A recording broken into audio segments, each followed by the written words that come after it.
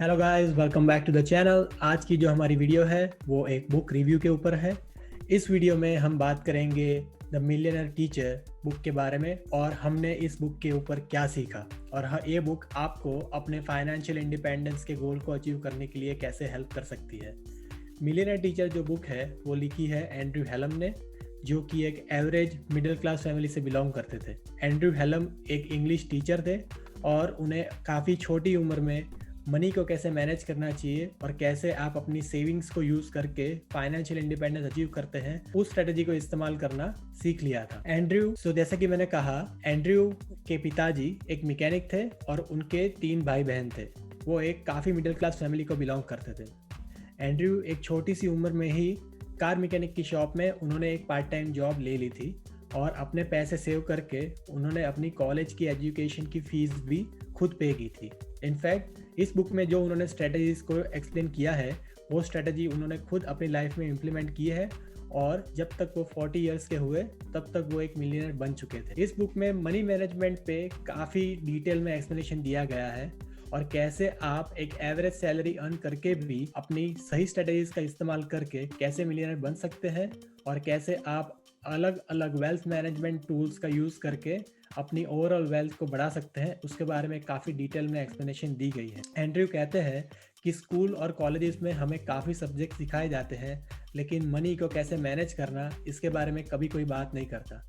इस वजह से जब हम ग्रेजुएट होते हैं और अच्छे नंबर्स के साथ ग्रेजुएट होते हैं, फिर भी हम डेब्ट फ्री कैसे रहे और फाइनेंशियल इंडिपेंडेंट कैसे रहे, इसके बारे में कभी भी हमें कोई भी एक्सप्लेनेशन नहीं दिया जाता और इस वजह से हम इस टॉपिक से इग्नोरेंट रहते हैं। इस बुक में एंड्रयू ने 9 रूल्स के बारे में बात की है और कैसे हम इस 9 रूल्स को अपनी लाइफ में इम्प्लीमेंट करेंगे, इसके बारे में हम इस वीडियो में डिटेल में बात करेंगे। सबसे पहला रूल है, अगर आप पैसे वाले बनना चाहते हैं तो आपको अपने एक्सपेंसेस मैनेज करना आना चाहिए। कोई भी इंसान अपनी एवरेज सैलरी से भी पैसे वाला बन सकता है अगर वो अपने पैसे को मैनेज करना सीख जाए। एंड्रयू ने ये रूल समझाने के लिए अपनी लाइफ का एक इंसिडेंट शेयर किया है। जब वो सिंगापुर में थे तब वो एक अमेरिकन स्टूडेंट को इंग्लिश के ट्यूशंस देते थे। वो स्टूडेंट एक रिच फैमिली को बिलोंग करता था। स्टूडेंट की मदर एक $2.5 लाख वाली जैगुआर में उसे ड्रॉप करने आती थी और उनका एक काफी बड़ा बंगला था। जब उन्होंने एंड्रयू को ट्यूशन फीस पे करने के लिए $150 का चेक दिया, तब वो चेक बाउंस हो गया। इसका मतलब पता चला, जस्ट बिकॉज आपके पास बंगलो या गाड़ी है और महंगे लग्जरियस आइटम्स हैं, इसका मतलब ये नहीं है कि आप पैसे वाले हैं। करंट जनरेशन डेब्ट और क्रेडिट कार्ड्स के ऊपर काफ़ी डिपेंडेंट है। अगर आपको रियल वेल्थ इकट्ठा करनी है तो आपको 1950s की स्ट्रेटजी से काम करना चाहिए, जब वो लोग वही पैसे खर्चा करते थे जो उन्होंने एक्चुअली में सेव किए थे। रियल वेल्थ का मतलब ये है कि अगर आप काम करना बंद कर दे तब भी अगर आपकी income average house hold income से दुगनी है, तब आप एक्चुअली में वेल्दी है। इस गोल को अचीव करने के लिए आपके पास 2 ऑप्शंस है, या तो आप अपनी इनकम बढ़ाएं या अपने एक्सपेंसेस मैनेज करना सीख लें। सिर्फ उन चीजों पे खर्चा करें जो कि आपके लिए जरूरी है, ना कि जो चीजें आपको चाहिए। नमस्कार दोस्तों, मैं एंड्रयू हैलम का बहुत बड़ा फैन हो गया हूं। तो मैं दूसरे रूल के बारे में बात करूंगा, the importance of compound interest. यहाँ पे एंड्रयू बोलते हैं कि वो वॉरेन बफेट की टेक्निक को यहाँ बताना चाहते हैं कि वॉरेन बफेट कैसे बिलियनर बन गए। तो वॉरेन बफेट ने कंपाउंडिंग इंटरेस्ट के जो कंसेप्ट है उसको बहुत अच्छी तरह अपनी लाइफ में यूटिलाइज किया। कंपाउंडिंग इंटरेस्ट कैसे होता है, जैसे मैं एग्जांपल दूंगा कि अगर $100 आपको 10% के एनुअल इंटरेस्ट रेट से आपको रिटर्न देंगे तो वो होगा सिर्फ $10 एवरी ईयर। तो $100 के बनेंगे सिर्फ $110 एवरी ईयर और नेक्स्ट ईयर बनेंगे $121 और उसके नेक्स्ट ईयर $132। बट अगर $100 को आप कंपाउंडिंग इंटरेस्ट से कहीं पे इन्वेस्ट करेंगे तो वो इंटरेस्ट को भी री इन्वेस्ट करना चाहेंगे। तो $100 50 साल में कितने बनेंगे? 50 साल में $100 अगर कंपाउंडिंग इंटरेस्ट से बनाएंगे तो $11,738 बनेंगे। तो यहाँ पे और दूसरा फोकस है कि जल्दी से इन्वेस्ट करना चालू करो अपनी लाइफ में। अगर कोई 25 साल का बच्चा है वो इन्वेस्ट करना चालू करता है और एक 40 साल का आदमी है वो इन्वेस्ट करना चालू करता है। तो जो अगर आप 25 साल की उम्र से इवन छोटी सी अमाउंट, लेट से $100 एवरी मंथ आप इन्वेस्ट करना चाहते हैं, तो वो भी आप 40 साल का आदमी जो 40 साल की उम्र में अगर $1,000 भी इन्वेस्ट करना चालू करता है एवरी ईयर, तो उससे भी आप आउट परफॉर्म कर जाओगे। तो बात ये है यहाँ पे कि जो अपनी लाइफ में जल्दी से इन्वेस्ट करना चालू करता है वो हमेशा इन्वेस्टर से आगे ही रहता है, उनको आउट परफॉर्म कर दे। दूसरी बात यहाँ पे ये बोल रहे हैं कि अगर आप ज्यादा कमा नहीं रहे हो तो सेविंग ज्यादा करो। Saving is also earning. अगर आप $1000 कमा रहे हो और आपके एक्सपेंसिव है $1200, then it doesn't kind of work, right? वो काम नहीं करेगा। $200 आप डेफिशिएट में रहे। एवरी मंथ आप अपने एक्सपेंसिस को ट्रैक करो,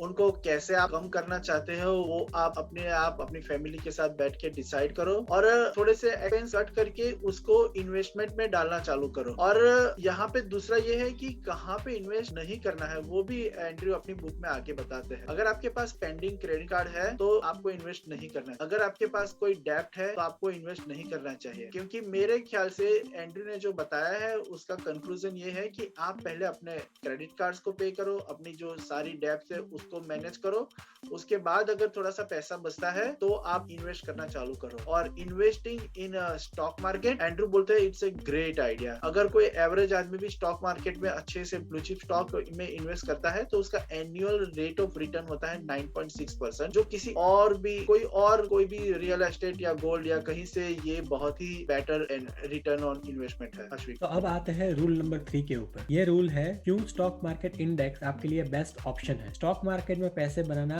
इतना हार्ड भी नहीं है। फाइनेंशियल एडवाइजर जो आपको इन्वेस्टमेंट एडवाइस देते हैं वो आपसे पैसे कमाने में ज्यादा इंटरेस्टेड है, इसीलिए ये फाइनेंशियल एडवाइजर्स आपको एक्टिवली मैनेज फंड्स और म्यूचुअल फंड जैसी चीजें सेल करने की कोशिश करते हैं। इंडेक्स फंड बेसिकली एक बड़ा पूल है स्टॉक्स का, जिसमें स्टॉक मार्केट के काफी सारे स्टॉक्स होते हैं। ये एक अकेला प्रोडक्ट है जो स्टॉक मार्केट को डायरेक्टली रिप्रेजेंट करता है, और ये इंडेक्स फंड पूरी दुनिया के किसी भी स्टॉक मार्केट पर इक्वली अप्लाई होता है। आपकी इन्वेस्टमेंट स्ट्रेटेजी इस हिसाब से होनी चाहिए। आपका फोकस 3 इंडेक्स बाय करने पर होना चाहिए: home country stock market index, international stock market index और गवर्नमेंट बॉन्ड मार्केट इंडेक्स। एक नोबेल प्राइज विनिंग इकोनॉमिस्ट ने भी यही सजेस्ट किया था कि इंडेक्स फंड आपको बेटर रिजल्ट देगा आप अगर कंपेयर करें उसके रिटर्न्स इंडिविजुअल बॉन्ड या म्यूचुअल फंड से। म्यूचुअल फंड जो होते हैं वो एक्टिवली मैनेज होते हैं म्यूचुअल फंड मैनेजर्स के थ्रू, जो आपके पैसे एक बड़े फंड में इन्वेस्ट करके उससे कंटिन्यूअसली स्टॉक्स बाय और सेल करते हैं स्टॉक मार्केट इंडेक्स को बीट करने के लिए। पर म्यूचुअल फंड्स क्यों आपको इतने अच्छे रिटर्न्स नहीं दे पाते हैं? सबसे पहला रीजन है एक्सपेंस रेशियो। म्यूचुअल फंड को मैनेज करने के लिए ऑपरेशंस एक्सपेंसेस की जरूरत होती है जो कि अराउंड 1.5% होता है, और ये एक्सपेंस आप देते हैं। दूसरा रीजन है 1-to-1 फीस, जो कि म्यूचुअल फंड को अच्छे से एडवर्टाइज करने के लिए खर्च किए जाते हैं। तीसरा रीजन है ट्रेडिंग कॉस्ट, चौथा रीजन है सेल्स कमीशन, और पांचवा रीजन है टैक्स। इन सारे खर्चों की वजह से अगर म्यूचुअल फंड आपको अच्छा रिटर्न दे भी पाता है पर इन खर्चों को उसमें से सब्ट्रैक्ट कर दे तो उसका overall return stock market index से काफी कम है।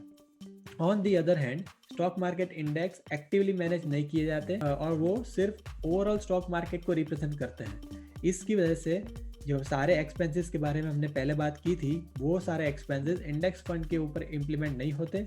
इस वजह से ओवरऑल रिटर्न इंडेक्स फंड का म्यूचुअल फंड और एक्टिवली मैनेज फंड से काफी ऊपर है।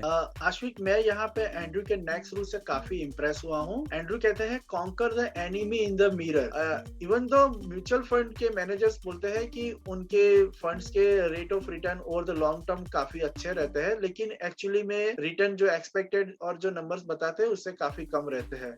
क्योंकि जब स्टॉक मार्केट क्रैश होता है तो सारे लोग स्टॉक्स को सेल करना चालू कर देते हैं, तो उससे स्टॉक की प्राइस कम आती है, और सेम मनी मैनेजर जो म्यूचुअल फंड्स को हैंडल करते हैं वो भी उस टाइम को स्टॉक को सेल करना चाहते हैं, और इससे म्यूचुअल फंड का जो रिटर्न होता है वो काफी हर्ट होता है। दूसरा, जो मैनेजर होते हैं वो हमेशा रेगुलर मार्केट को बीट करना चाहते हैं, तो उससे भी म्यूचुअल फंड के जो रिटर्न है उसको 2.5% से हर्ट होता है। और लॉन्ग रन में अगर यही प्रोसीजर चालू रहती है तो सिग्निफिकेंटली जो capital over the long term होता है, जो return on the capital over the long term, वो सिग्निफिकेंटली इम्पैक्ट होता है। तो यहाँ पे अगर हम इंडेक्स फंड की बात करें compare to the stock, then ये जो सारी जो क्रेजी राइड होती है स्टॉक्स के अप एंड डाउन, तो उसको आप इजीली डाइल्यूट कर सकते हैं, and specially index funds over the time हमेशा ओवर वैल्यू ही रहते हैं। सो अब मैं आता हूँ एंड्रयू के नेक्स्ट रूल के बारे में, परफेक्ट इन्वेस्टमेंट स्ट्रेटेजी के ऊपर। अगर आप सिर्फ इंडेक्स फंड्स में इन्वेस्ट करते हैं तो आपका जो एनुअल रेट ऑफ रिटर्न है वो स्टॉक मार्केट के रेट ऑफ रिटर्न के ऊपर हैवीली डिपेंडेंट है। इसका मतलब ये है कि अगर स्टॉक मार्केट क्रैश हो गया तो आपके रिटर्न भी काफ़ी हर्ट होंगे उस क्रैश की वजह से। ये जो पोटेंशियल लॉस है उसको कम करने के लिए आपको बॉन्ड में भी इन्वेस्ट करना है। इससे पहले कि हम स्ट्रेटेजी के ऊपर डीप में बात करें, हमारे लिए ये जानना बहुत जरूरी है कि बॉन्ड क्या है। बॉन्ड बेसिकली एक डेब्ट है जो गवर्नमेंट या कंपनीज कस्टमर्स, एवरेज कंज्यूमर्स के पास से उठाती है अगर उनके कोई बड़े प्रोजेक्ट या इन्वेस्टमेंट के लिए उन्हें पैसे चाहिए।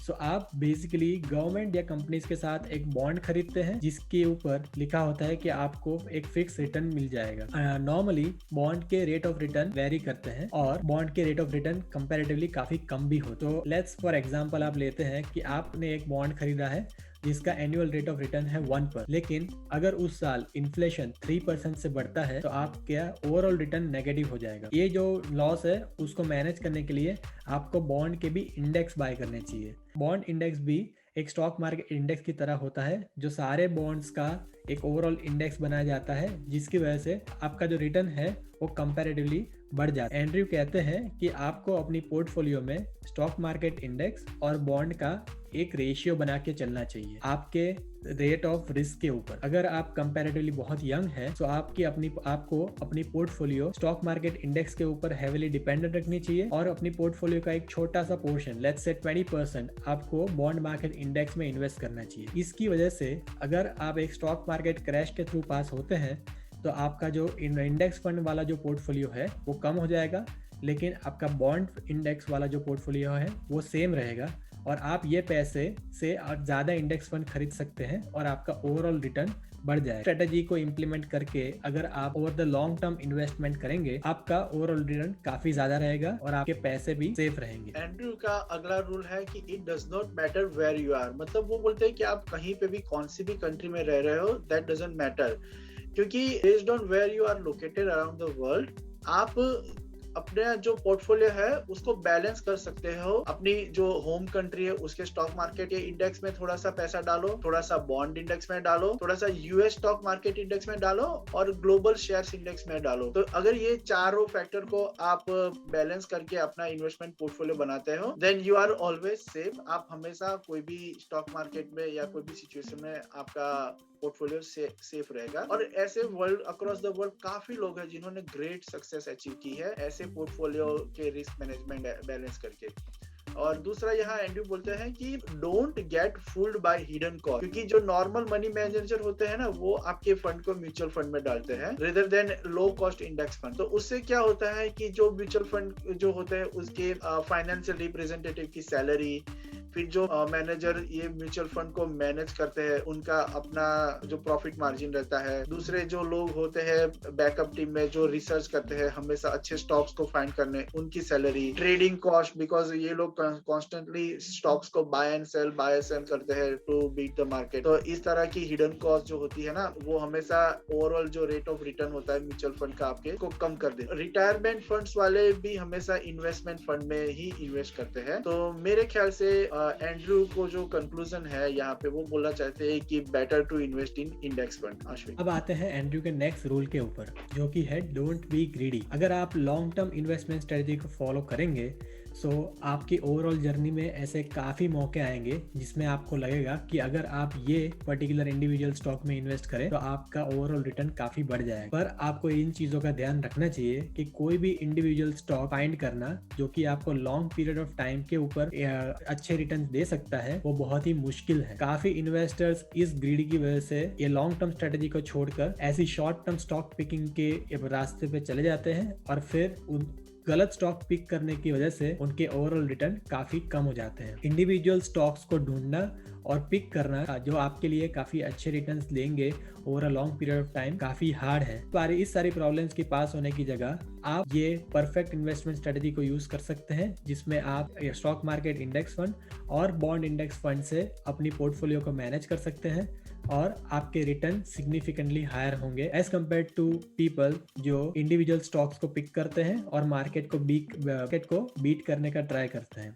आपको लालच से दूर रहना चाहिए, तो इस proven long term investment strategy के रास्ते पर ही चलना चाहिए। और लास्ट रूल के ऊपर हम आते हैं जो कि है if you can't resist the stocks go for it. अगर आपको कॉन्स्टेंटली ऐसा फील हो रहा है कि आप 1 या 2 या 5 इंडिविजुअल स्टॉक को पिक ना करके बहुत ही अच्छे रिटर्न्स मिस कर रहे हैं और आपको ऐसा लगता है कि आपसे बिल्कुल रहा नहीं जा रहा है, तो आपको अपने पेशेंस पे इतना भी कंट्रोल नहीं करना चाहिए।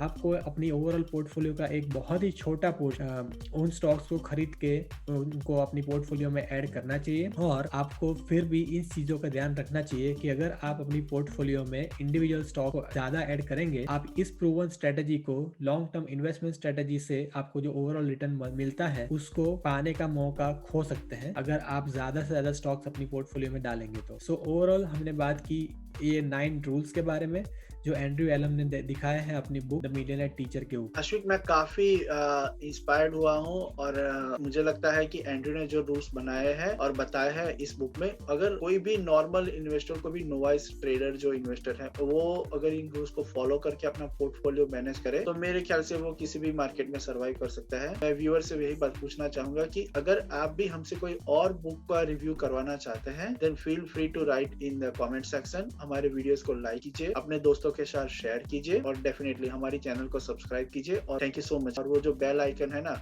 उसको दबाना मत भूलिएगा ताकि हमारे नेक्स्ट वीडियोस की अपडेट्स आपको मिलती रहेगी। Thank you so much. Thank you.